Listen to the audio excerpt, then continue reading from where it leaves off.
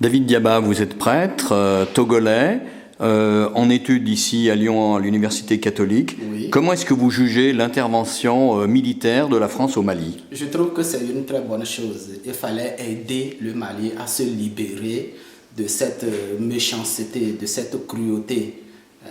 Vous avez vu tout ce qui a été fait dans le nord Mali aux populations civiles, des innocents auxquels on coupe des mains, des pieds pour des vêtilles. Il fallait absolument aider, puisque l'armée malienne ne tenait plus. Il fallait bien que la France aide le Mali à se libérer. Oui, mais alors là, c'est la France qui intervient, la France qui elle-même, auparavant, il y a une soixantaine d'années, Oui. au XXe siècle, était le colonisateur d'Afrique. Oui, et puis, où est le problème là?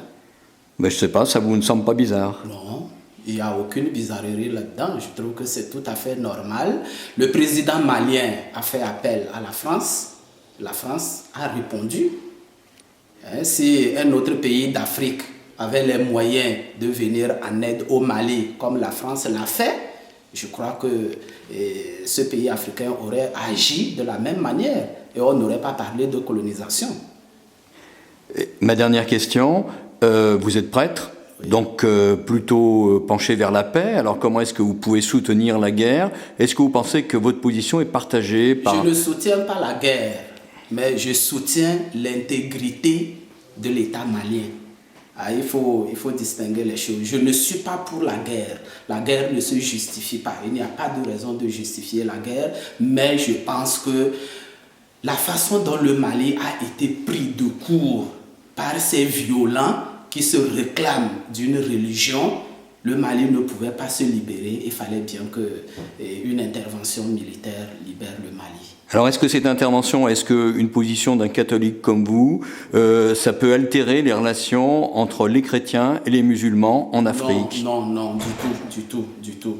Je pense qu'un musulman sincère, un vrai musulman, ne peut pas cautionner ceux qui ont envahi le Mali et qui se réclament de l'islam. Je pense qu'il faut faire une différence entre l'islam et l'islamisme. L'islamisme est une idéologie politique. C'est des hommes qui se cachent, qui veulent se servir de la religion musulmane pour assouvir leur faim. Ce n'est pas normal.